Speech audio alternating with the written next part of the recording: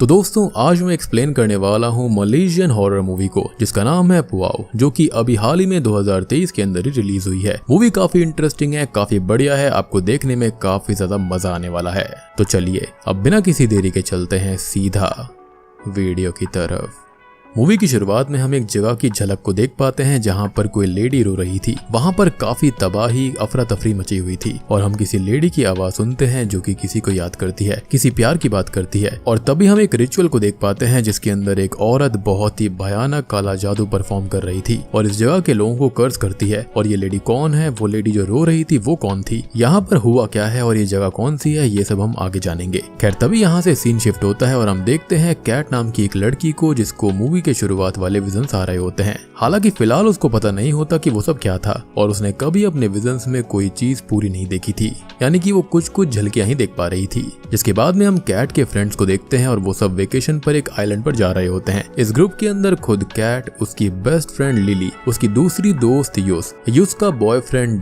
डस का भाई काई और एक और फ्रेंड मार्क। और यहाँ पर उनके साथ ट्रिप पर चलने के लिए लिली अपने कजन बेन को भी ले आई थी। खैर अब वो लोग एक बोट करके एक हॉलिडे आइलैंड पर पहुंच जाते हैं जहां पर यूस की स्टेप सिस्टर याया भी अपने ग्रुप के साथ जाती है, जो कि यूस को अच्छा नहीं लगता एज वो दोनों एक दूसरे को जरा भी पसंद नहीं किया करते थे और उनकी आपस में थोड़ी बहस भी हो जाती है। अब सभी लोग अपने अपने रूम्स में आ जाते हैं और कैट को अब कोई आवाज सुनाई देती है जिसके अंदर कोई आदमी किसी मॉली नाम की लेडी को बुला रहा होता है और कहता है कि वो कभी अलग नहीं होते। कैट को तभी वहां पर संभालने के लिए लिली और यूस आती है और वो नॉर्मल हो जाती है। अब हम काई और डस को देखते हैं जो कि आपस में बात कर रहे होते हैं और काई असल में कैट को बहुत ज्यादा पसंद करता है जिसको वो प्रपोज करने की तैयारी में था और साथ ही साथ वो उसके लिए एक ब्रेसलेट भी लेकर आया था जिसे वो उसको दे नहीं पा रहा था क्योंकि कभी कभार लोग आसपास हुआ करते तो कभी बेन कैट से बात करता हुआ मिलता जो कि नॉर्मली उससे ही बात करता था। लेकिन धीरे धीरे काई को ये नापसंद आने लगता है। अब वो सभी लोग डिनर कर रहे होते हैं तभी बेन सिगरेट पीने लगता है और हम उसके आसपास खड़ी हुई किसी लेडी की स्पिरिट को देख पाते हैं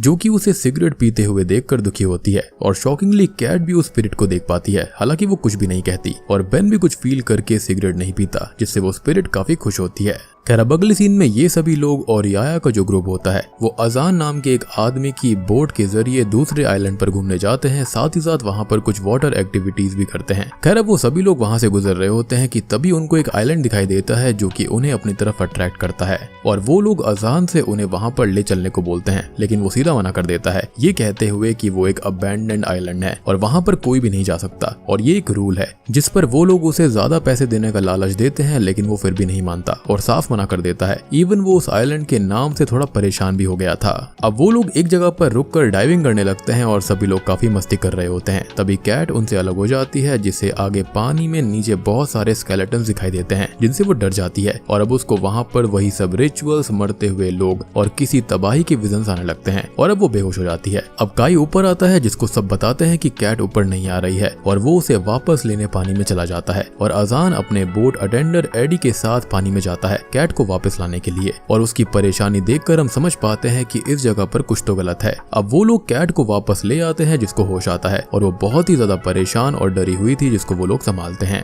अब वापस आकर अजान उन्हें उस डेजर्टेड आइलैंड के बारे में बताता है कि यहाँ पर हर आइलैंड का उसका खुद का कोई ना कोई अर्बन लेजेंड है, लेकिन उस एक आइलैंड की कहानी काफी अलग है जहाँ पर 200 साल पहले एक लेडी ने उस आइलैंड पर कर्स छोड़ा था, यानी कि उसको शापित कर दिया था और इस कर्स ने वहाँ पर रहने वाले सबकी जान ले ली और तो और जो भी लोग मारे गए उनकी बॉडीज तक कभी किसी को नहीं मिली। इनफैक्ट अभी भी माना जाता है कि उस आइलैंड के ऊपर वो कर्स अभी भी जारी है, तो उससे सभी को दूर रहना चाहिए और आज जो हुआ वो एक वार्निंग की तरह ही वो लोग माने। अब अजान ये सब बताकर वहां से निकल जाता है लेकिन ये लोग यंगस्टर्स थे तो इनको अभी भी इन सब चीजों पर यकीन नहीं होता और वो लोग उसी आइलैंड के बारे में बात करने लगते हैं। यहाँ पर याया का भी ग्रुप था तो वो लोग उन्हें चिढ़ाने लगते हैं उनको डरपोक कहते हुए और अब उनके बीच एक बेट लगती है जहाँ पर जो भी हारेगा उसको उसकी टीम के साथ उस आइलैंड पर एक रात बितानी होगी, जिस पर सभी लोग एग्री करते हैं। अब उस बेट में कैट को कुछ विजन्स आने लगते हैं और उसकी टीम ये बेट हार जाती है और अब उन्हें उस आइलैंड पर जाना पड़ेगा, यानी कि इस शापित आइलैंड पर। अब कैट को भी और और कुछ हॉन्टेड विजन्स आते हैं जिसके अंदर वो ब्लड से भीगी हुई थी और पूरी तरह अकेली रो रही थी। अगले दिन सभी लोग तैयार होते हैं एज उन्हें उस आइलैंड पर जाना था और कैट लिली से बात करते हुए कहती है कि शायद वो जिन विजन्स को देखती है वो उस आइलैंड के ही है, लेकिन लिली ये कहती है कि शायद से अजहान की कहानी की वजह से उसको ऐसा लगने लगा होगा और वो उसको चिलप करती है। अब याया की टीम के लोग उन लोगों को उस आइलैंड पर छोड़कर वापस चले आते हैं और अब उन लोगों को यहाँ पर एक पूरी रात बितानी थी और ऐसा हम समझ सकते हैं कि ये चीज उन सब के लिए कितनी घातक होने वाली थी। अब वो लोग आइलैंड के जंगल में घूमने लगते हैं जिन्हें घूमते हुए एक विलेज मिलता है जिसके गेट पर ही कुछ थोड़े अजीब से स्टैचूज थे और यहाँ पर एक बाउंड्री जैसी रस्सी बंधी हुई थी जो कि ये इंडिकेट कर रही थी कि इस विलेज को सील कर दिया गया है।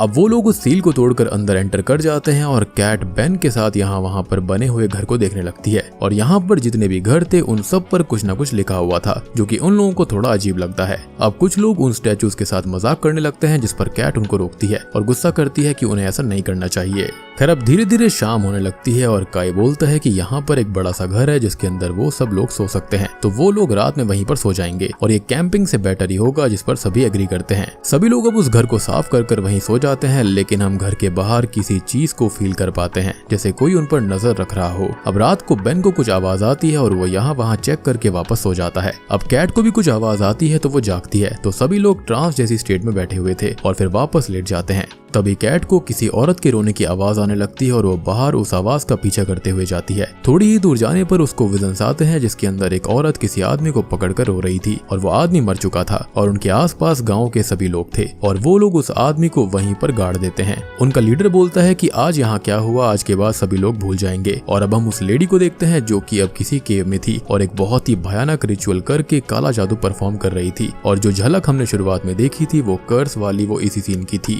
यानी कि इस लेडी के साथ में कुछ न कुछ गलत हुआ था जिसके चलते उसने ऐसा कर दिया। अब कैट जागती है तो वो उसी घर में अपने ग्रुप के पास ही थी लेकिन थोड़ी परेशान थी। खैर अब वो लोग वहां से निकलने के लिए बीच पर आते हैं और लिली कैट और बेन के साथ बैठी हुई थी जो कि अपना फोन देखती है, तो उसके अंदर उन सब की आखिरी नाइट की सोते टाइम की फोटो थी और ये वो कैट और बेन को दिखाती है और वो तीनों बहुत परेशान हो जाते हैं कि आखिर ये फोटो किसने ली होगी। लेकिन कैट अभी ये बात सबसे छुपाने को बोलती है ऐसे सब पैनिक करने लगते। अब असल में शर्त के अनुसार एक रात बिताने के बाद याया के दोस्तों को यहाँ पर आना था बोट लेकर, लेकिन वो लोग आते ही नहीं और शाम हो जाती है जिससे सभी लोग बहुत ज्यादा परेशान होने लगते हैं। अब कुछ लोग वापस उसी विलेज में रुकने का बोलते हैं तो कुछ लोग उसके खिलाफ थे, लेकिन वोट यहाँ पर रुकने के लिए ज्यादा होते हैं तो वो लोग वापस वहीं पर रुकने के लिए निकल जाते हैं। इधर याया और उसके फ्रेंड्स बात कर रहे थे, उन्होंने कैट और उसके ग्रुप को अच्छा प्रैंक कर दिया और वो उन्हें कल पिक कर लेंगे और ये बात अजान सुन लेता है। अब वो उन लोगों से पूछता है कि उन्होंने उस ग्रुप को असल में छोड़ा कहाँ पर था और वो लोग सच बताते हैं कि वो उस शापित आइलैंड पर हैं, जिसके चलते वो उन पर बहुत गुस्सा करता है और उस ग्रुप को कॉल करने की कोशिश करता है लेकिन कॉल नहीं लगता, जिसके चलते वो उनको एक वॉइस मेल छोड़ता है कि इस आइलैंड के जंगल में उनको एक विलेज मिलेगा और उन्हें उस विलेज से ही दूर रहना है क्योंकि वहाँ पर ब्लैक मैजिक से शापित एक क्रीचर ने सबको मार दिया था। हालांकि अब काफी देर हो चुकी है क्योंकि वो लोग विलेज के अंदर पहुंच चुके थे और वहाँ पर रह भी रहे थे,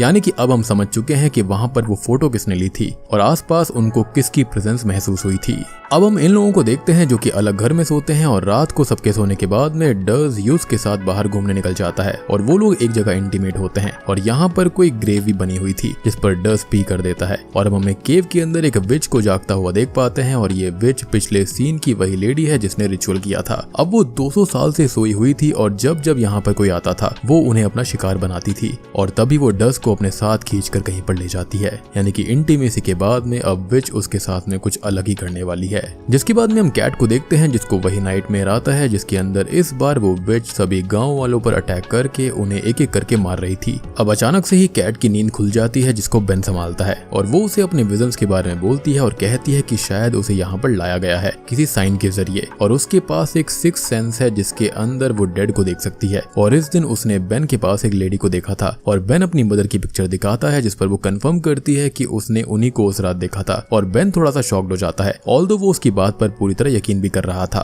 और अब समझ में आया कि वो बेन को देखकर सिगरेट देखकर क्यों दुखी हो गई थी और जैसे ही बेन ने सिगरेट फेंक दी वो खुश क्यों हुई। अब तभी वहाँ पर यूस भागते हुए आती है और उन सबको डस के बारे में बताती है कि उसको कोई खींच कर ले गया। खैर अब वो सभी उसको ढूंढने के लिए निकल जाते हैं और उस जगह को चेक करते हैं, आसपास डस को ढूंढते हैं लेकिन वहाँ पर उन्हें कुछ नहीं मिलता। अब वो सभी वापस अपने बेस पर आते हैं और काई अपने भाई के जाने से बहुत दुखी था और परेशान था जिससे वो किसी भी हालत में ढूंढने की कोशिश कोशिश करता रहेगा। तभी हम डस को देखते हैं जो कि उसी विच की केव में था और वो विच उसे खत्म करके उसका खून पीकर खुद को पावरफुल करने लगती है। अगली सुबह काई सबको अलग अलग होकर ढूंढने का बोलता है, जिस पर कैट उससे कहती है कि उन्हें साथ रहकर ही उसको ढूंढना चाहिए। अब सभी लोग डस को ढूंढने के लिए निकल जाते हैं और मार्क बेस पर ही रुकता है और सबके जाने के बाद में वो विच आकर उसको भी खत्म कर देती है। यहाँ पर वो सभी लोग बहुत देर तक ढूंढते हैं लेकिन डस कहीं पर भी नहीं मिलता, जो कि अब मिलेगा भी नहीं क्योंकि वो तो मारा जा चुका था। और वापस बेस पर आने पर वो वहाँ पर ब्लड पड़ा हुआ देखते हैं और मार्क गायब था, जिससे वो लोग और परेशान हो जाते हैं। खैर इसके बाद में वो सभी डिसाइड करते हैं कि वो वापस बीच पर जाएंगे जहाँ पर उन्हें लेने के लिए वो लोग तो आएंगे ही, यानी कि याया का ग्रुप। और हम देखते हैं कि वहाँ पर अजान के साथ वो लोग उन्हें लेने आ रहे होते हैं, लेकिन पहले तो उनकी बोट खराब होती है और उसके बाद में वो बोट किनारे तक आ जाती है, जिससे ये लोग खुश तो होते हैं। लेकिन वो विच अपने शिकार को आसानी से नहीं जाने देने वाली थी, तो वो बोट ब्लास्ट हो जाती है और उसके अंदर बैठे हुए सभी लोग खत्म हो जाते हैं।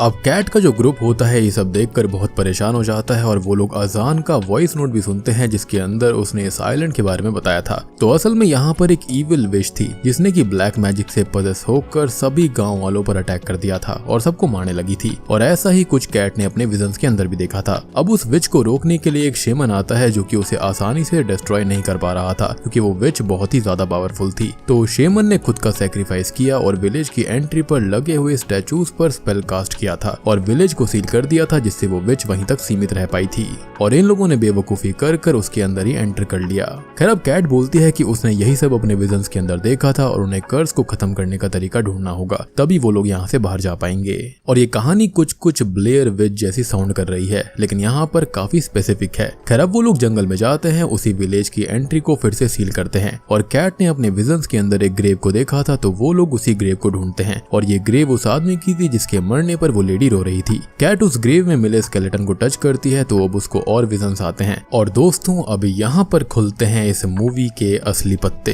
तो असल में ये विच कोई विच नहीं थी, बल्कि इसका असली नाम तो मॉली था। और एक दिन यहाँ पर एक आउटसाइडर चान आता है और वो दोनों एक दूसरे से प्यार करने लगते हैं, साथ रहने लगते हैं। मॉली चान के साथ बहुत खुश थी, तभी एक दिन गांव वाले आते हैं और उस पर गुस्सा करते हैं कि यहाँ पर आउटसाइडर के साथ रहना, रिश्ता रखना बहुत ही ज्यादा गलत है और बिल्कुल ही प्रोहिबिटेड है। और वो लोग चान को पीट कर मार डालते हैं, जिससे मॉली पूरी तरह टूट जाती है और फिर वो एक केव में जाकर वहाँ पर रिचुअल और ब्लैक मैजिक करती है। तो आपको समझ में आया होगा कि शुरुआत में यही सीन था, जो लेडी रो रही थी वो मॉली थी और जो आदमी मारा गया था वो चान था। और ऐसे ही यहाँ पर ब्लैक मैजिक करके वो बहुत ही पावरफुल विच बनकर उन सभी पर श्राप डाल देती है और अपने बदले के लिए उनको मारने लगती है। साथ ही साथ उसका ये जो कर्स होता है वो उन लोगों को भी मार रहा था जो कि सबको बचाने की कोशिश कर रहे थे। अब कैट सबको इसके बारे में बताती है जो उसने देखा था और वो कहती है कि उन्हें उस केव तक जाना चाहिए, वहीं से सब कुछ ठीक होगा। अब वो लोग उस केव को ढूंढने लगते हैं और उन पर मॉली विच पूरी तरह नजर रख रही थी और एक रिवर को पार करते वक्त वो बेन पर अटैक करती है, लेकिन वो उससे खुद को बचाता है और वो लिली को अपने साथ ले जाती है। अब यहाँ पर सिर्फ 4 ही लोग बचे थे और वो लिली के जाने से बहुत दुखी थे। रात हो चुकी थी तो वो लोग एक जगह पर रुकते हैं और काई रेस्ट करने लगता है और उसके बाद बेन रेस्ट कर लेगा जब तक वो पहरेदारी करेगा। अब कैट और बेन आपस में बात करने लगते हैं, जो कि लिली के जाने से बहुत ज्यादा दुखी थे और एक दूसरे को संभालते हैं। तभी बेन को उसकी मदर के बुलाने की आवाज आने लगती है और वो उस आवाज का पीछा करके अपनी मदर की स्पिरिट से मिलता है, जो कि उसे अपने पास बुलाती है। लेकिन वो कहती है कि उसके हाथ में जो हैंडमेड स्पीयर है उसमें कुछ मिस्टिकल पावर्स हैं, तो वो उसको दूर फेंक दे। अब बेन उनकी बात मान ही लेता है, लेकिन तभी कैट वहाँ पर आकर उसको समझाती है कि ये उसकी माँ नहीं है। अब वो लोग अलर्ट हो जाते हैं और वो बेन की मदर थी ही नहीं, असल में वो तो विश थी जो कि वहाँ से चली जाती है, लेकिन यूस को अपने साथ ले जाती है। अब वो सिर्फ 3 ही लोग बचे थे और अब काई और बेन की आपस में थोड़ी बहस होने लगती है, जिनको यहाँ पर कैट समझाने लगती है कि उन्हें लड़ना नहीं चाहिए और उन लोगों को वो केव भी मिल जाती है। अब वो लोग उस केव के अंदर जाते हैं जहाँ पर विच यूस को खत्म कर देती है और उन पर अटैक करती है। वो लोग उससे लड़ने की कोशिश करते हैं और अब कैट को कुछ और विजन्स आते हैं और वो वहाँ पर रखे हुए एक बॉक्स को ओपन करती है जिसके अंदर एक डॉल थी और उसको टच करते ही उसे बाकी की कहानी का भी पता चल जाता है कि मॉली असल में प्रेग्नेंट हो गई थी और गांव वालों ने उसके पति को तो मारा ही था, साथ ही साथ उसका मिसकैरेज भी करवा दिया था। और ये जो कर्ज था ना वो मॉली ने अपने ही बच्चे के लिए उन सभी पर डाल दिया था। अगर वो बच्चा नहीं मरता तो शायद वो इस रास्ते पर कभी आती ही नहीं। अब कैट उस डॉल को लेकर वहाँ से भागती है और वो विच उसके पीछे आने लगती है, जिसको बेन और काई रोकते हैं और अब वो वो विच कैट के आखिरी दोस्तों को भी खत्म करके उसके पीछे लग जाती है। अब कैट एक घर तक पहुंचती है और यही मॉली चान के साथ रहा करती थी और कैट को उन लोगों के पूरे मूवमेंट्स दिख जाते हैं। और जब विच यहाँ पर आती है तो कैट उसको रोकती है और समझाने लगती है और वो बातें बोलती है कि जो चान बोला करता था, जिससे कि मॉली उसकी बात सुनती है। और ऐसा इसलिए था क्योंकि यहाँ पर वो सब कुछ फील कर पा रही थी, कैट के पास में शक्ति थी। अब कैट मॉली से कहती है कि उसने अपने हेट्रेड के चलते उस बच्चे की अच्छी यादों को अपने अंदर कैद करके रखा हुआ है और उसने कैट के दोस्तों को खत्म कर दिया जिनकी कोई भी गलती नहीं थी। अब मॉली उसकी बात समझ लेती है और उससे उस डॉल को लेकर कैट को पानी में धकेल देती है और अपने कर्ज को वापस लेकर उसको खत्म कर देती है और खुद भी आफ्टर लाइफ में चली जाती है, यानी कि डॉल को खत्म कर देती है। अब कैट जो कि पानी में डूब रही थी सडनली उसे एक हाथ आकर बचा लेता है और असल में मॉली ने उसे उसी वक्त पर भेज दिया था जब वो पहली बार डाइविंग के दौरान बेहोश हो गई थी। और अब कैट बहुत ज्यादा खुश होती है क्योंकि उसके दोस्त जिंदा थे। और अब मूवी के एंडिंग सीन को देख पाते हैं जहां पर मॉली और चान के प्रेशियस मोमेंट्स को देखा जाता है, जहां पर वो पहली बार कैसे मिले थे। और बूम, इसी के साथ में ये मूवी यहीं पर खत्म हो जाती है। तो दोस्तों ये थी पुआओ मूवी की कहानी, जो कि एक मलेशियन हॉरर मूवी है। उम्मीद करता हूँ कि आपको ये पसंद आई होगी। मलेशिया की तरफ से काफी सही हॉरर मूवी है ये। पर्सनली मुझे तो मूवी काफी सही लगी। बाकी आप लोग मुझे बताना कि आपको ये फिल्म कैसी लगी, कमेंट सेक्शन में अपनी राय जरूर देना। चैनल के ऊपर नए हैं तो सब्सक्राइब कर लीजिए और वीडियो को लाइक जरूर कर देना। तो मैं आप सबको मिलता हूँ अगली वीडियो के साथ में, तब तक के लिए।